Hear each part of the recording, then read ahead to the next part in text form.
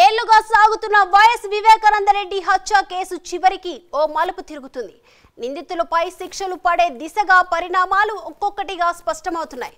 అసలు తప్పెవరు చేశారు, ఈ దారుణానికి సూత్రధారులు ఎవరు అనే ప్రశ్నలకు సమాధానం కనుగొనే పనిలో ధర్మాసనం నిమగ్నమైంది. ఇటీవల సిబిఐ విచారణ పూర్తయిందని కూడా ప్రకటించింది.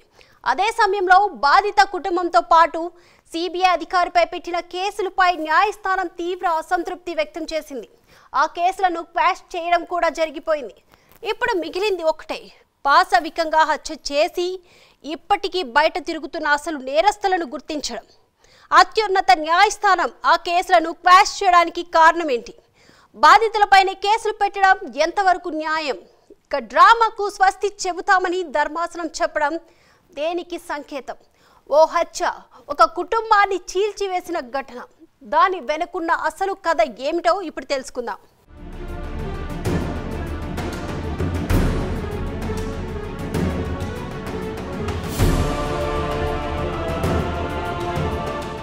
ఏపీలో సంచలనం రేపిన హత్యా ఘటనలో వైఎస్ వివేకానందరెడ్డి హత్య ఓ కీలక మలుపుగా నిలిచింది. మర్డర్ జరిగిన మొదట హార్ట్అటాక్ అని ప్రకటించారు, కానీ కొద్ది గంటల్లోనే ఇది హత్య అని ప్రచారం మొదలైంది. ఈ ఘటనకు కారణాలేంటి, ఎవరు చేశారు అనే ప్రశ్నలతో సుమారు 6 సంవత్సరాలుగా కోర్టులో విచారణ కొనసాగుతోంది. హత్యను రాజకీయంగా వాడుకోవడం, అనంతరం ఆసక్తి తగ్గిపోవడం, బాధిత కుటుంబంతో పాటు విచారణ చేసిన సిబిఐ అధికారిపై కూడా కేసులు నమోదు కావడం వంటి పరిణామాలు ఈ కేసును మరింత తీవ్ర చర్చకు దారితీశాయి. తాజాగా మాజీ మంత్రి వైఎస్ వివేకానందరెడ్డి కుమార్తె నర్రెడ్డి సునీతారెడ్డి, ఆమె భర్త రాజశేఖర్ రెడ్డి, సిబిఐ అధికారి రామ్ సింగ్లను సుప్రీంకోర్టులో ఊరట లభించింది. వారిపై నమోదైన పోలీసు కేసులను ధర్మాసనం కొట్టివేసింది. ఈ సందర్భంగా కోర్టు చట్టాన్ని దుర్వినియోగం చేయడం సబబు కాదని వ్యాఖ్యానించింది.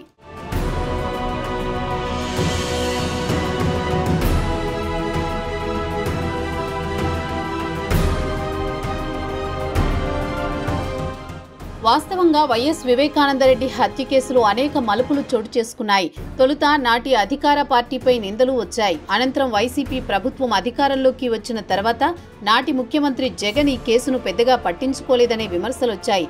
అంతటితో ఆగకుండా బాధిత కుటుంబ సభ్యులనే ముప్పు తిప్పలు పెట్టినట్టు ఆరోపణలు వినిపించాయి. సోషల్ మీడియాలో పోస్టుల ద్వారా బాధితులని హంతకులని చిత్రీకరిస్తూ వైసీపీ కార్యకర్తలు ట్రోలింగ్కు దిగారు. ఒక దశలో తండ్రి మరణం బాధలో ఉన్న కుమార్తె సునీతతో పాటు ఆమె భర్తపై కూడా కేసులు నమోదు చేశారు. విచారణ కొనసాగుతున్న సమయంలో సిబిఐ అధికారి రామ్ సింగ్ పై కేసు పెట్టడం ద్వారా నేరస్తులు సొంతవారేనన్న అనుమానాలు బలంగా బయటపడ్డాయి. ఈ పరిణామాలన్నీ కేసును మరింతగా సంక్లిష్టంగా రాజకీయంగా మారుస్తూ వచ్చాయి.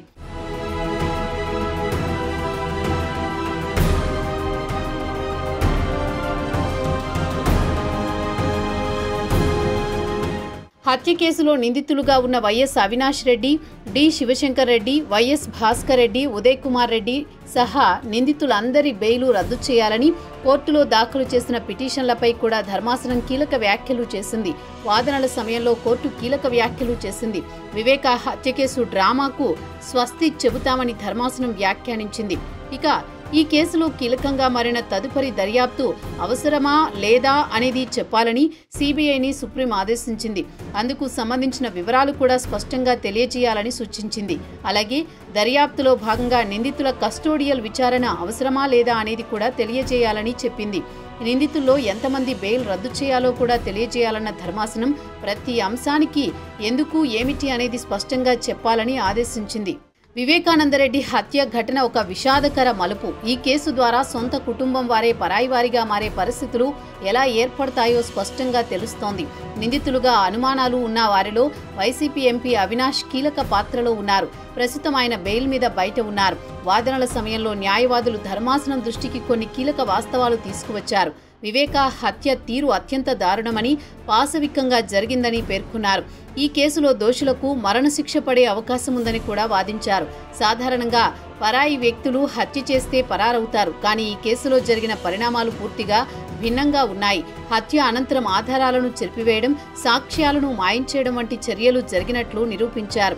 ఇవన్నీ చేయగలిగిన అవకాశం చాలా దగ్గర వారికే ఉంటుందని, ఇతరులకు అవకాశం దాదాపు ఉండదని సిబిఐ దర్యాప్తులో వెల్లడైంది.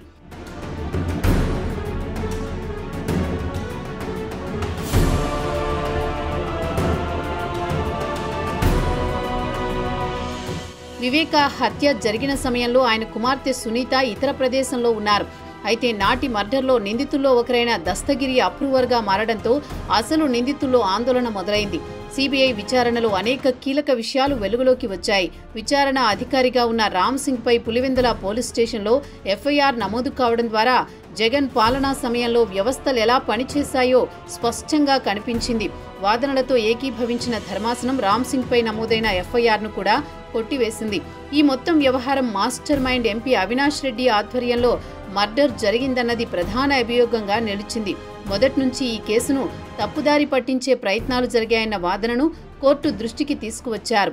ఇక్కడ మరో కీలక అంశాన్ని గుర్తించాల్సిన అవసరం ఉంది. సిబిఐ దర్యాప్తు పూర్తయిందని ప్రకటించిన వెనుక సుప్రీంకోర్టు విధించిన గడువు కారణంగా అలా చెప్పాల్సి వచ్చిందని న్యాయవాదులు ధర్మాసనం దృష్టికి తీసుకువచ్చారు.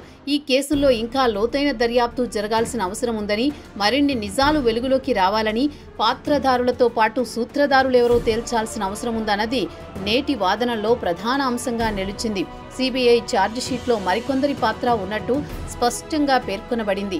హైకోర్టులోనూ ఇదే విషయాన్ని వెల్లడించారు. అలాంటప్పుడు దర్యాప్తును అర్ధాంతరంగా ముగించడం ఎలా న్యాయసమ్మతమవుతుంది? నిందితులు సాక్షులను బెదిరిస్తున్నారని, అవినాష్ రెడ్డి బయట ఉంటే కేసుపై ప్రభావం చూపుతారని వాదించారు.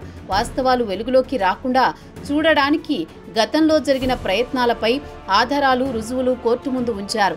ఈ నేపథ్యంలో తదుపరి దర్యాప్తు అవసరమా లేదా అనే ప్రశ్నను ధర్మాసనం సిబిఐకి స్పష్టంగా ఉంచింది.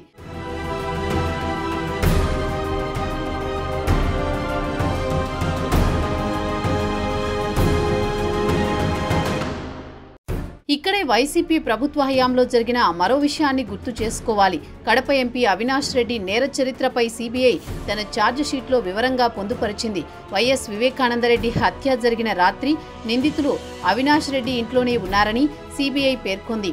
సాక్ష్యాల ప్రకారం శివశంకర్ రెడ్డితో కలిసి అవినాష్ రెడ్డి, భాస్కర్ రెడ్డి కుట్ర పన్నిన సూచనలు కనిపిస్తున్నాయని దర్యాప్తు సంస్థ వెల్లడించింది. అక్కడే నిందితులు, ప్లాన్ చేసిన వారు ఒకరే అనే విషయాన్ని సిబిఐ గూగుల్ టెక్నాలజీ ద్వారా అవినాష్ రెడ్డి వివరాలు సేకరించింది. హత్య జరిగిన స్థలం నుంచే ఓ నెంబర్కు ఫోన్ చేసి సుమారు 4 నిమిషాలు మాట్లాడినట్లు గుర్తించింది. నిందితులు చాలా తెలివిగా లేఖ రాయించారని సిబిఐ పేర్కొంది. వివేక ఛాతీపై కొట్టడం, బాత్రూంలోకి తీసుకువెళ్లి తల వెనుక 7-8 సార్లు గొడ్డలితో దాడి చేయడం జరిగింది. ఈ దాడిని నిందితుల్లో ఒకరైన ఉమాశంకర్ రెడ్డి చేసినట్లు ఆరోపణ. అలాగే మర్మాంగాలపై సునీల్ యాదవ్ అనే నిందితుడు తన్నాడని సిబిఐ తన కౌంటర్లో తెలిపింది. ఇదంతా కడప ఎంపీ సీటు విషయంలో వివేకాపై కక్ష పెంచుకున్న అవినాష్ రెడ్డి చేసిన పన్నాగంగానే అనుమానిస్తున్నట్లు సిబిఐ అభిప్రాయపడుతోంది.